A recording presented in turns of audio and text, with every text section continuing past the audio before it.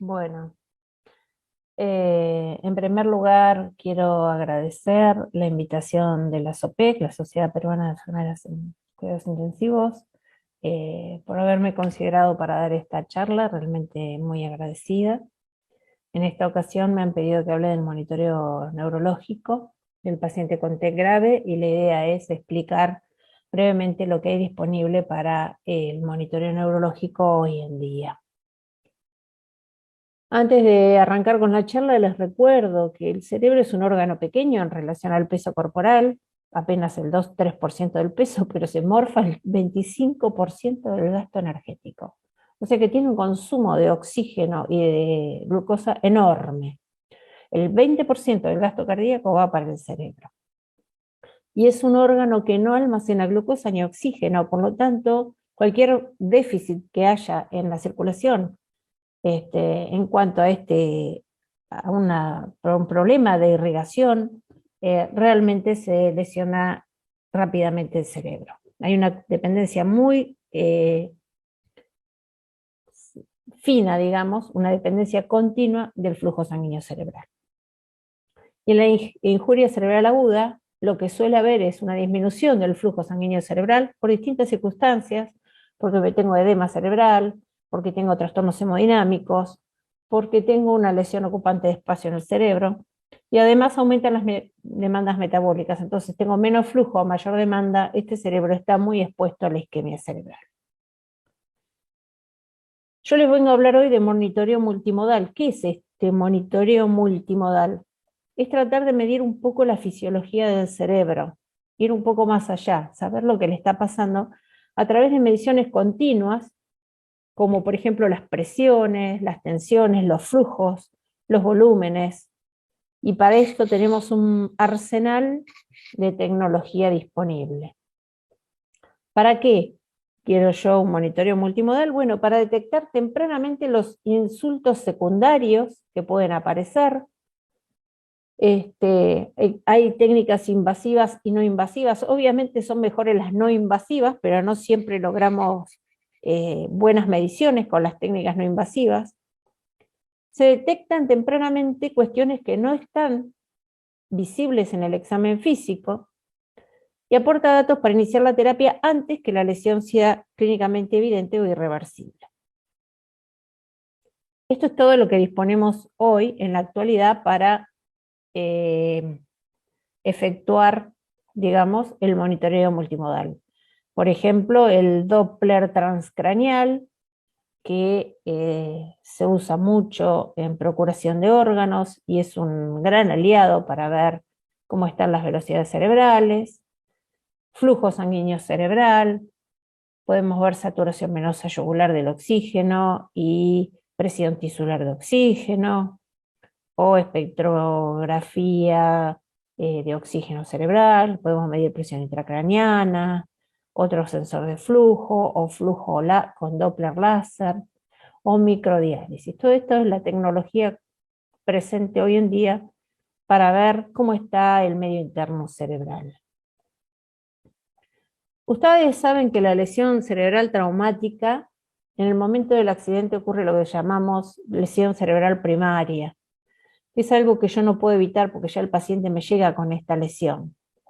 Pero sí puedo evitar la lesión cerebral secundaria, que es la que ocurre con posterioridad al trauma, que nosotros la conocemos bien.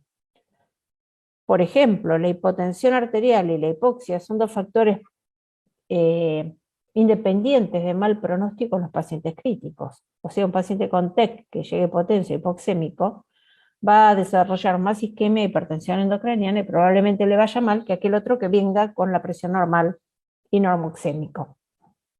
Y además de estos eventos sistémicos, eventos intracraneales, alteración del flujo, un volumen sanguíneo cerebral que o aumenta o disminuye, respuesta inflamatoria y alteración del metabolismo. Todo esto genera un aumento del daño inicial que termina en edema, hipertensión endocraniana, disminución del flujo, isquemia cerebral, muerte encefálica. Y ahí debemos nosotros ir a apuntar, ¿no?, a la prevención de la lesión secundaria. ¿Y este paciente cómo lo vamos a evaluar? Bueno, la clínica es soberana, ustedes esto ya lo saben, la evaluación clínica es basal, irreemplazable, se debe hacer siempre, por más que tenga la mejor tecnología del mundo para valorar estos pacientes, siempre la evaluación clínica va primero. Y para ello puedo tener, por ejemplo, las escalas, la escala de coma de Glasgow, que es la más conocida, sabemos que la respuesta motora menor de 5 ya nos está calificando el TEC como grave. Una respuesta motora menor de 5 ya me dice a mí que ese TEC es grave. Y también la escala FOUR, que ahora la vamos a repasar. Seguimos teniendo la valoración pupilar como un estándar de monitoreo, donde vemos tamaño, simetría y reactividad de las pupilas, y que nos alerta de las alteraciones que ocurren dentro del cerebro. Es importante preguntarle a la gente que trae a nuestro paciente cómo fue la cinemática del trauma, para ver si hubo un golpe directo, si hubo flexo-extensión de la columna, para ver si hubo alguna lesión en la columna vertebral. Además, mirar la cabeza, dar vuelta al paciente. A veces hay laceraciones que no las vemos porque no lo revisamos. Fracturas que no las detectamos porque no lo tocamos. A veces confiamos demasiado en las imágenes, ¿no? Asimetrías faciales. Signos de foco. ¿Qué es un signo de foco? Es un signo de déficit motor. Yo con el Glasgow busco la mejor respuesta, pero después tengo que buscar las peores respuestas y ahí están los signos de foco motores. Signos de herniación cerebral. Por ejemplo, una pupila dilatada fija unilateral es un signo de herniación del uncus. También pueden producirse herniaciones centrales, donde se empieza a ver el deterioro rostro-caudal en la clínica y en los signos vitales. También puede ser. Buscar signos de fractura de base de cráneo. Estos los conocemos. Otorrea, otorragia, rinorrea, rinorragia. El signo de Battle, el ojo de mapache o el hemotímpano. Todos esos son signos de fractura de base de cráneo. La enfermera nos dice que no hay que poner sonda nasogástrica por la nariz, ¿no? También hay que valorar el dolor en estos pacientes, como todos los pacientes críticos. Hay buenas escalas para medir el dolor, valorar el dolor, como la Behavioral Pain Scale o la CPOT, o cualquier otra que pueda permitirnos valorar el dolor en el paciente ventilado o no ventilado, porque no todos los pacientes se ventilan. También escalas de sedación. Con respecto a la sedación, no se recomienda la prueba del despertar diario o lo que se llama vacaciones diarias en los pacientes con hipertensión endocranial refractaria al tratamiento. No esa hipertensión endocranial que no molesta, sino la hipertensión arterial, la hipertensión endocranial alta, que yo la estoy tratando y no baja, ahí ese paciente tiene que hacerle vacaciones diarias. Y después también monitorear el delirio con las escalas conocidas, como el CANICU o el ICD-SC, que también son escalas validadas. Con respecto al Glasgow, ustedes saben que se hace así. Se comprueba, se observa, se estimula y por último se valora. O sea que yo primero compruebo que el paciente tenga capacidad para comunicarse, que me pueda escuchar, que no tenga una lesión cerebral que no pueda mover, cervical, que no pueda mover las manos, por ejemplo, que no esté hipoglucémico y que esté bien hemodinámicamente, que no tenga un midazolam hecho hace un rato. O sea, todas esas cosas que a mí me dice que no va a responder bien. Entonces compruebo que el paciente esté en condiciones de hacer la escala. Observo primero, después estimulo y valoro la respuesta. Con respecto a la escala de Glasgow, ustedes saben que se agregó el ítem no valorable, que antes no estaba, y que siempre se informan los tres componentes por separado, no se informa más un número general, sino que siempre los tres componentes por separado. La escala FOUR es una escala interesante, la propuso la clínica Mayo, sin embargo no tuvo gran desarrollo, no se copió mucho, no se esparció mucho, pero es interesante. Por ejemplo, una de las cosas que valora es la respuesta ocular. Le asigna 4 puntos si la respuesta ocular, el movimiento ocular es en consecuencia de una orden que yo le digo, por ejemplo, mira para arriba, mira para abajo y me hace caso. 3 puntos es si tiene los ojos abiertos pero no responde órdenes. 2 puntos, los ojos cerrados, pero cuando yo le hablo, abre los ojos. 1 punto cuando abre los ojos al dolor y 0 puntos cuando no los abre. En eso se parece al Glasgow.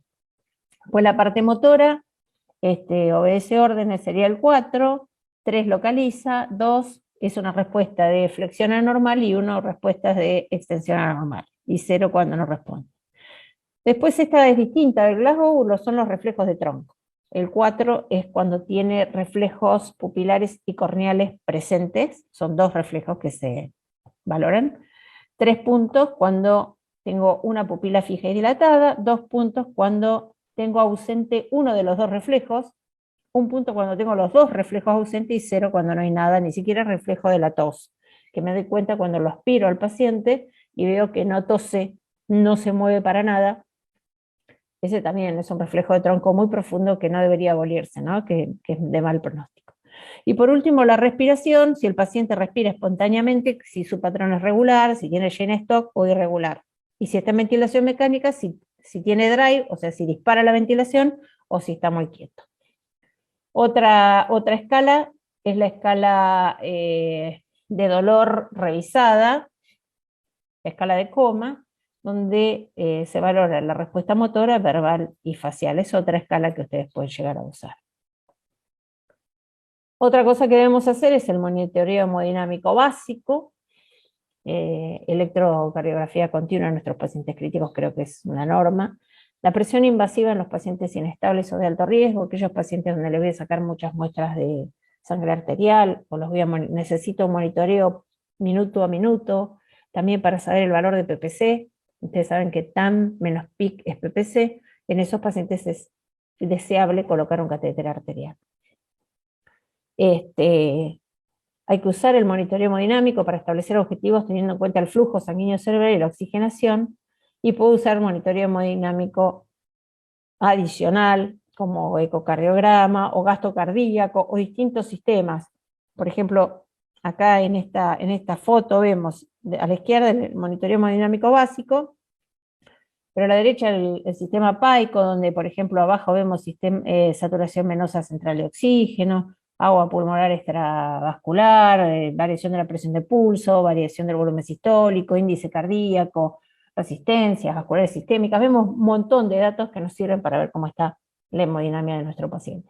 ¿Esto es necesario en todos? No, solamente aquellos que estén hemodinámicamente muy, muy inestables. Bueno, la colocación de un catéter de PIC es deseable en los pacientes críticos. Hay indicaciones históricas para la colocación de PIC, ahora está un poco en discusión porque hay muchos lugares donde no tienen acceso a este monitoreo, entonces han salido un par de trabajos donde se evalúa si los resultados con PIC o sin PIC son diferentes. Sin embargo, la PIC sigue siendo el gol estándar y sigue ayudándonos para tratar a los pacientes con patología neurológica. Por ejemplo, pacientes que tienen riesgo de hipertensión ucraniana, la única forma de darme cuenta es con un catéter de PIC.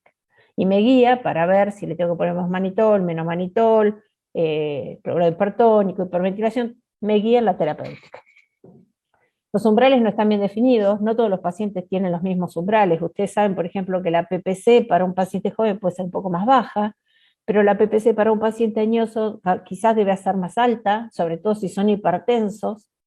O sea que hay una PPC que no es igual para todo el mundo. Nosotros decimos PPC mayor de 60, sí, pero capaz que un chico joven con una PPC de 55 está bárbaro.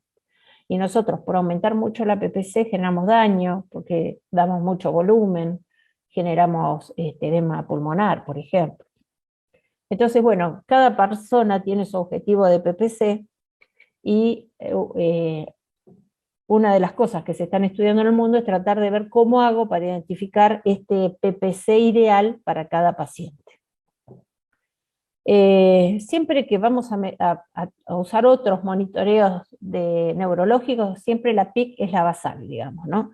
Si yo quiero medir, por ejemplo, presión tisular de oxígeno, tengo que tener la PIC, porque siempre se interpretan los otros monitoreos en el contexto de la presión intracraneana. Y bueno, se pueden poner, ustedes ya lo saben, se pueden poner catéteres intraventriculares o intraparenquimatosos, los dos son seguros. El intraparenquimatoso es más fácil de manejar para enfermería, ya que no hay que calibrarlo. El intraventricular es más complejo, requiere calibraciones, más cuidados, tenemos muchas llaves de 3 vías, más riesgo de infección, pero es el gol estándar, el intraventricular. Y le puse esta fotito que está a la derecha, que es una imagen ultrasonográfica, o sea, una ecografía, con el transductor ecográfico, el transductor lineal del ecógrafo puesto arriba del ojo, y lo que mido es la vaina del nervio óptico que está posterior al globo. Este circulito que veo acá es el globo del ojo, y acá atrás lo que estoy viendo es la vaina del nervio óptico, que cuando aumenta su tamaño, su ancho, es un indicador precoz de aumento de la presión intracraniana.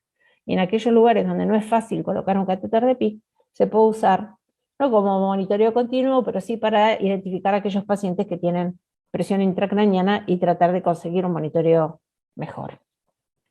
Bueno, esta es una foto simplemente del monitoreo intraparenquimatoso, este es bastante conocido, un paciente con un monitoreo intraventricular de PIC que sirve además de para drenar, se puede medir colocándole un transductor de presión en un costadito.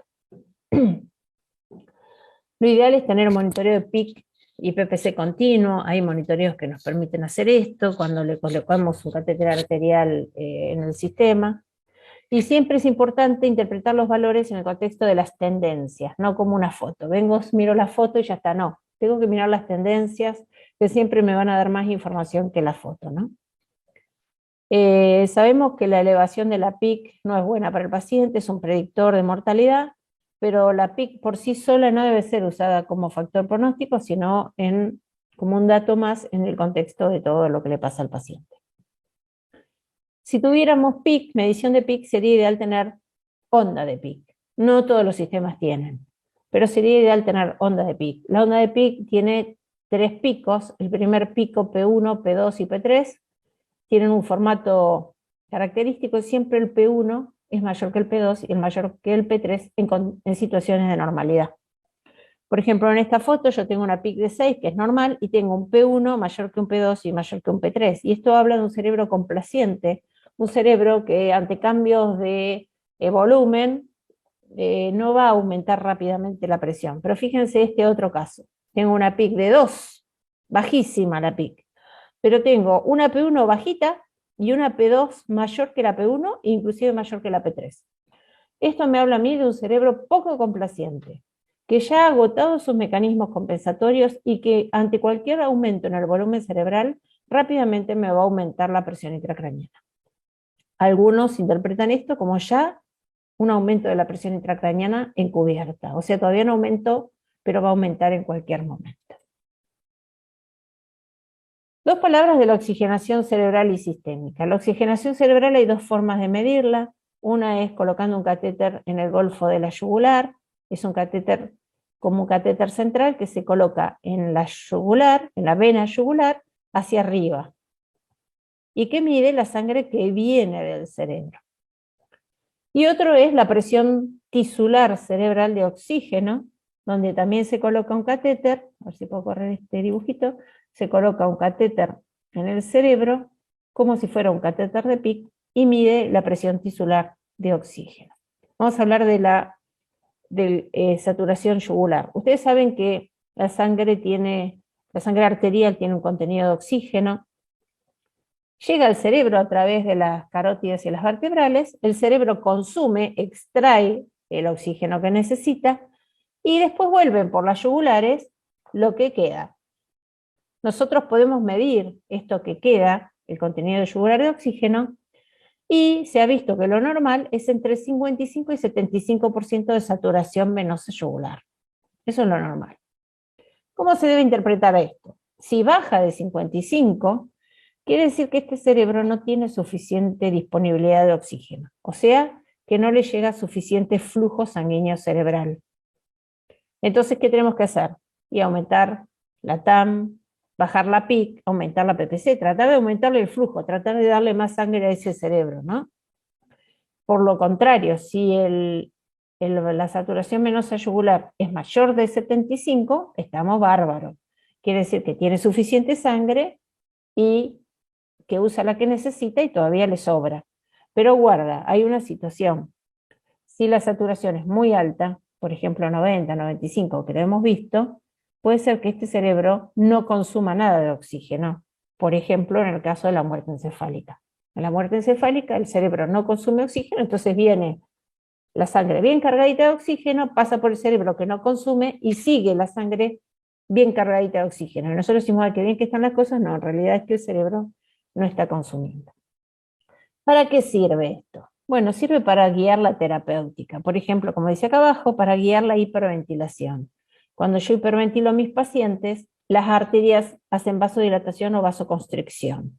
Generalmente cuando hiperventilo hacen vasoconstricción y disminuyen el flujo sanguíneo cerebral y ese cerebro puede sufrir y me va a bajar la saturación venosa yugular. Entonces yo tengo un parámetro para controlar la hiperventilación.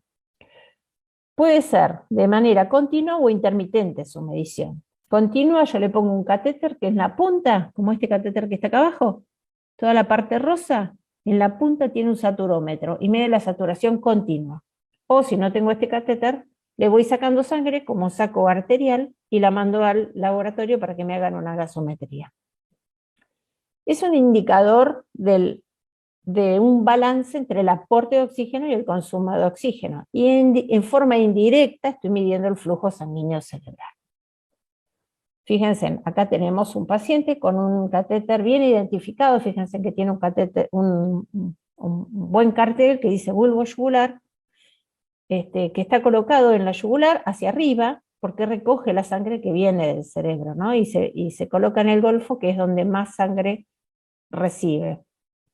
Acá tenemos el sistema intermitente, donde yo saco sangre las veces que lo necesite, o el catéter continuo, que va colocado ahí en el mismo lugar, y que me permite un monitoreo continuo, como vemos en esta imagen de acá, saturación venosa central de oxígeno 69, que estamos bien, porque dijimos que entre 50 y 75, o 55 y 75 era lo normal.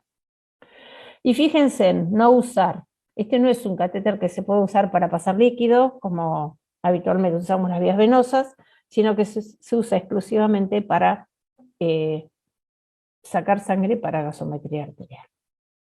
Bien, la presión tisular de oxígeno es medir la saturación la presión tisular de oxígeno en un punto del cerebro. Y como vemos en esta foto de acá arriba, se coloca con un tornillo como si fuera un catéter de presión intracraniana intraparenquimatoso. Y lo que hace es medir el oxígeno que está en ese lugar del cerebro, o sea que es un medidor zonal, mide solamente en esa zona, la presión de oxígeno tisular cerebral. Hay varios sistemas, el LICOX, el Neurotren, y también sirve para detectar injurias isquémicas tempranas. Lo normal es entre 20 y 30 milímetros de mercurio. Ustedes piensen que tenemos en la arteria entre 90 y 110 milímetros de mercurio. Al cerebro llega bastante menos, pero eso es lo que necesita. Entre 20 y 30 milímetros de mercurio es lo normal. Por debajo de 15 milímetros de mercurio entro en la franja de isquemia, por debajo de 10 se me infarta el cerebro. Estos son los sistemas, fíjense que el catéter es muy parecido al catéter de PIC, y su uso cada vez es mayor, sobre todo en unidades de neurocríticos, ¿no? Los que hacen neurocríticos es una tecnología que cada vez se la usa más. Acá tengo otra marca, pero es lo mismo, mide la presión tisular de oxígeno cerebral. El NIRS es un saturómetro, es un espectro, se llama espectroscopía cercana al infrarrojo. Se pone un parche en la frente y lo que hace es emitir una luz, un diodo emisor emite la luz y un diodo receptor recibe la luz a través de los tejidos de la frente. Entonces saca una saturación de oxígeno cerebral. ¿Qué es lo atractivo de este sistema? Que es no invasivo, pero no es muy seguro. Tiene poca correlación con otros monitoreos y hay muchas dudas acerca de su implementación, así que no se lo recomienda para su uso continuo. Por supuesto, la oxigenación sistémica hay que controlar, ¿no? La saturación y sobre todo la ETCO2, que es la end-tidal CO2, o sea, la CO2 al final de la expiración, que se puede monitorear de forma continua colocándola en el ventilador, en el circuito del ventilador mecánico. Y ustedes saben que la CO2 es un determinante muy importante del flujo sanguíneo cerebral. Si la CO2 me aumenta el flujo sanguíneo cerebral, me aumenta la PIC. Si la CO2 me baja el flujo sanguíneo cerebral, me baja la PIC. Entonces es muy importante mantener monitoreada la CO2. Aquí le voy a poner monitoreo de tisular de oxígeno o monitoreo en el golfo de la yugular a los pacientes que tengan riesgo de isquemia o de hipoxia cerebral. Sabemos, por ejemplo, que una caída persistente de la presión tisular de oxígeno y si hay episodios de saturación yugular, de desaturación, aumenta la mortalidad y son predictores de mal pronóstico. Entonces, son importantes, pero siempre hay que usarlos con indicadores clínicos y otra forma de monitoreo. Todos los monitoreos son buenos, pero hay que usarlos en el contexto del paciente y no interpretar valores aislados. Otra cosa que se puede medir es el flujo sanguíneo cerebral. Ya esta tecnología está más alejada de nosotros, excepto el Doppler transcraneal, la ultrasonografía Doppler transcraneal, colocándole un transductor por arriba de la oreja, nos permite ver, por ejemplo, la velocidad de la sangre en la arteria cerebral media, y yo sacando una imagen espectral puedo ver cómo está el flujo sanguíneo cerebral, puedo inferir cómo está el flujo sanguíneo cerebral, y eso no es muy difícil, se puede hacer al lado de la cama del paciente. Después hay otras formas de medir flujo, que esas son las que están más alejadas de nosotros. Los que están muy cancheros en hacer Doppler cerebral son los que hacen procuración de órganos, porque hacen diagnóstico de muerte encefálica con el Doppler. Pero se puede aprender, no es difícil. Yo los veo que lo hacen todo el tiempo y que hacen cursos de entrenamiento, ¿por qué no lo podemos hacer las enfermeras?